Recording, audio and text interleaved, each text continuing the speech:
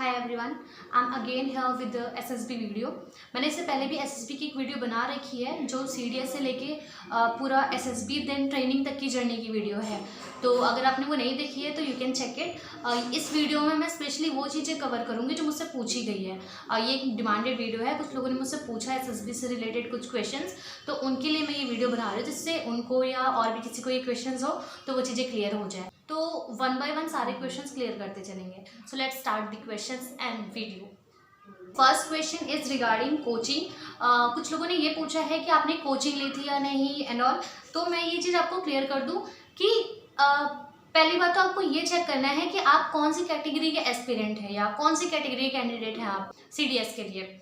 अगर आप seriously CDS को ही अपना एम लेके चल रहे हो, उसी को आपको उसी में जाना है और आपने मतलब एकदम सोच के रखा है कि मुझे सीडीएस में ही मतलब डिफेंस लाइन ही ज्वाइन करनी है, तो आपको कोचिंग लेने की ज़रूरत है। मतलब मैं इसलिए बता रही हूँ क्योंकि कुछ लोग तो एम लेके चलते हैं कि मुझे यही करना है और कुछ लोग उसे स्टैंड बाय में रखते हैं कि लाइक हमें यूपीएससी या एसएससी या सारे एग्जाम्स देने हैं तो एक बार ये भी देख लेते हैं कि लेवल पता लग जाएगा। तो आधे से ज़्यादा तो लोग तो ये सोच के देते हैं। तो इसलिए ये अगर आप उस कैटेगरी के हैं तो आपको मैं सजेस्ट मतलब आप अगर कोचिंग नहीं भी लेते तो ठीक है, क्योंकि आपको आगे तक का आपने नहीं सोचा है, आप अपना सिर्फ लेवल चेक करो सीडीएस एग्जाम देने के लिए। तो अगर आप उस कैटेगरी के कैंडिडेट हो तो इट्स अप टू यू कि आपको कोचिंग लेनी है या आप सिर्फ बुक से कर सकते हो या बिना बुक्स के भी आप सिलेबस सारा नोट डाउन करके आप अपने एंड से प्रिपरेशन कर सकते हो।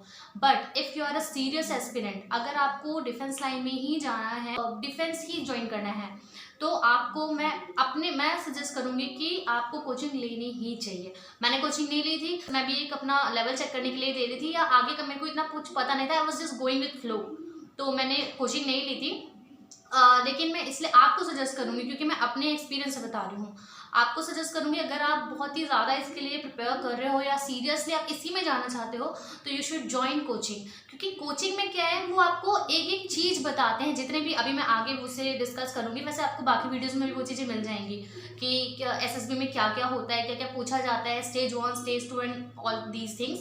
तो वो मैं अभी बाद में बता दूंगी, नहीं तो आप दूसरी वीडियोज़ में भी उसे क्लियर कर सकते हो। तो मेन है कि आप कोचिंग ज्वाइन करते हो तो उसमें आपको A to Z चीज़ें कराई जाती है, उसकी प्रैक्टिस कराई जाती है, हर एक टेस्ट की प्रैक्टिस आपको कराई जाती है और उनको वो टेस्ट देते देते आपकी एक मेंटेलिटी उस हिसाब से बन जाती है। साइकोलॉजी टेस्ट में अगर आप उन टेस्ट को अपेयर कर रहे हो, पहले भी 2-3 बार कर चुके हो, तो आपकी मेंटेलिटी वैसे सेटअप हो जाएगी। That's why it is necessary to join a coaching. मतलब नेसेसरी में नहीं है, बट आई विल सजेस्ट कि अगर आप सीरियसली उसको क्लियर करना चाहते हो और आप कोई कमी नहीं छोड़ना चाहते तो यू शुड ज्वाइन कोचिंग। अगर आप कोचिंग में वो चीज़ें इतनी बार आपसे पूछी जाएंगी, इतनी बार वो टेस्ट होंगे, जो भी कमी रह गई होगी वो वहाँ पे आपको बताई जाएगी। इससे आप ना उस चीज़ को, उस टाइम को या उन टेस्ट को इतनी बार जी लोगे, इतनी बार उनसे मतलब होके गुजरोगे कि जब आप रियल में वो टेस्ट दोगे रियल जजेस के सामने तो आपको नॉर्मल ही लगेगा। फिर आपको हेजिटेशन नहीं होगी, you will be confident at that time.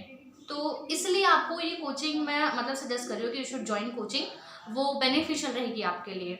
और अगर आप कोचिंग ज्वाइन नहीं करते हो या तो आप वो ऐसे एग्ज़ाम दे रहे हो या फिर अफोर्ड नहीं कर सकते, कोई भी रीज़न है कोचिंग ज्वाइन ना करने का, and if you are going for your self preparation, तो उसके लिए भी मैं आपको सजेस्ट करूँगी कि आप कुछ पर्टिकुलर बुक्स ले लो। ठीक है, एसएसबी की भी बुक आती है, एसएसबी की इनफैक्ट एक बुक आती है जिसमें एसएसबी के सारे टेस्ट होते हैं।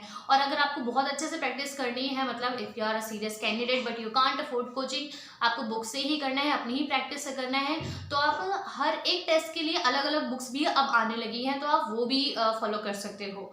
और वीडियोस देख सकते हो, एसएसबी के लिए कोचिंग की वीडियोस भी अवेलेबल होती हैं, आप उनकी वीडियोस देख सकते हो, या जो स्टाफ होता है वो भी वीडियोस बनाते रहते हैं, एसएसबी के ऑफिशियल चैनल्स फॉलो कर सकते हो। तो उनसे आपको आइडिया मिलता रहेगा कि what they need in an aspirant, तो आपको वहाँ से वो चीज़ें क्लियर होती रहेंगी। So it's up to you कि आपको कोचिंग ज्वाइन करनी है या आपको बुक से ही करना है। अगर आप दोनों में से कोई भी करते हो तो उस हिसाब से करो। कोचिंग अगर आप ज्वाइन करते हो तो उसमें वो आपको सारी चीज़ें मतलब they'll show you the path exactly, you'll have to work on that, but वो आपको पूरा पाथ दिखाएंगे, पूरी हर चीज़ की प्रैक्टिस कराएंगे, वो आपको पूरा SSB वाला एनवायरनमेंट देंगे, फिर वो चाहे GTO के लिए हो, चाहे इंटरव्यूज़ के लिए हो, चाहे साइकोलॉजी टेस्ट, स्क्रीनिंग टेस्ट, जितने भी टेस्ट होते हैं सबके लिए they will provide you an environment जहाँ पे आप उन चीज़ों की ऑलरेडी एक दो और प्रैक्टिस कर लोगे, तो आपको ज़रा भी हेजिटेशन उसमें नहीं रह जाएगी। अगर थोड़ी बहुत रह भी जाएगी तो दे विल करेक्ट इट, क्योंकि वो वहाँ इसीलिए बैठे हैं, वो इतने पैसे इसलिए ले रहे हैं क्योंकि आपकी जो भी कमियां हैं वो आप उनको करेक्ट कर सकें, so that you can clear SSB exam and interview, या actually interview not exam, SSB interview. तो या I think it is clear now कि आपको कोचिंग ज्वाइन करनी चाहिए या नहीं, वो भी आप पे डिपेंड करता है, आपकी सिचुएशन पे, आपके एम पे, इन चीज़ों पे डिपेंड करता है। बट या अगर आप कोचिंग लेते हो तो वो काम बिल्कुल आधा हो जाता है, क्योंकि वहाँ पे वो रिस्पॉन्सिबिलिटी डिवाइड हो जाती है। वहाँ पे कोचिंग वालों के लिए भी ये रहता है कि उन्हें आपको क्या क्या कराना है, वो आपकी कमियाँ देखेंगे, उन्हें करेक्ट करेंगे, तो इसलिए आप पे आधा ही बर्डन रह जाता है। सेकेंड थिंग, अगर आप SSB एग्ज़ाम देने जा रहे हो, लाइक हमें 2 कदम आगे रह के एटलीस्ट सोचना ही पड़ेगा। अगर आप CDS एग्ज़ाम दे रहे हो तो आपको थोड़ा सा SSB के लिए भी प्रिपेयर रहना चाहिए। अगर आप SSB एग्ज़ाम दे रहे हो तो आपको थोड़ा सा फिर ट्रेनिंग के लिए भी प्रिपेयर रहना चाहिए, क्योंकि अगर आपको पता है आप SSB के लिए अच्छे से कर रहे हो, obviously you will be positive.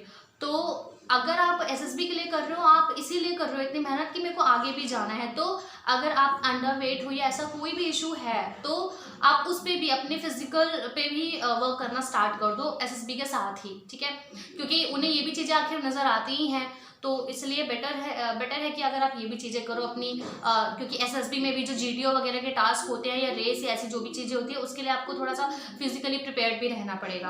तो SSB के एक एक टेस्ट को अच्छे से एनालाइज करो। अगर आप सेल्फ प्रिपरेशन कर रहे हो, SSB के एक एक टेस्ट को अच्छे से एनालाइज करो और उसके हिसाब से फिर आप प्रैक्टिस करो, जिससे कोई भी कमी ना रह जाए। अगर आप कोचिंग नहीं ले रहे हो तो कुछ ऐसा नहीं है कि भाई कोचिंग लेने वाले भी सभी सेलेक्ट हो जाते हैं, वो भी चीज़ें डिपेंड करती हैं, बट हाँ, अगर आप सेल्फ प्रिपरेशन कर रहे हो तो आप भी नहीं चाहोगे कि आप कोई भी कमी छोड़ो, तो इसलिए हर एक चीज़ को अच्छे से एनालाइज करके उसकी प्रैक्टिस करके फिर आप SSB एग्ज़ाम देने जाओ। And now second question is regarding SSB process in deep. तो SSB प्रोसेस में क्या रहता है कि वैसे भी आपको इस काफ़ी वीडियोस में मिल जाएगा, इसलिए मैं थोड़ा सा इसे शॉर्ट में बता दे रही हूँ, लेकिन एक एक चीज़ ज़रूर बताऊँगी मैं। SSB मैंने फिजिकल वगैरह सबके लिए बता दें कि थोड़ा थोड़ा सबकी प्रैक्टिस आप करते रहना, लैंग्वेज पे अपना थोड़ा सा वर्क करना, क्योंकि हाँ, आपको इंग्लिश अपनी स्ट्रॉन्ग रखनी पड़ेगी। या अगर ऐसा नहीं है कि अगर आप हिंदी में बात करो तो आप सिलेक्ट नहीं हो सकते। This interview is about intelligence and personality, तो ये दोनों चीज़ें वो आपकी चेक करेंगे, और थोड़ी बहुत इंग्लिश आपको बोलनी आनी ही चाहिए फॉर दिस एग्ज़ाम। तो अब बात करते हैं SSB एग्ज़ाम के सारे स्टेप्स के, सारे प्रोसेस की। हालांकि मैंने ये एक वीडियो पहले बना रखी है, यू कैन चेक दैट। इसमें मैं थोड़ा सा इसको कवर कर देती हूँ।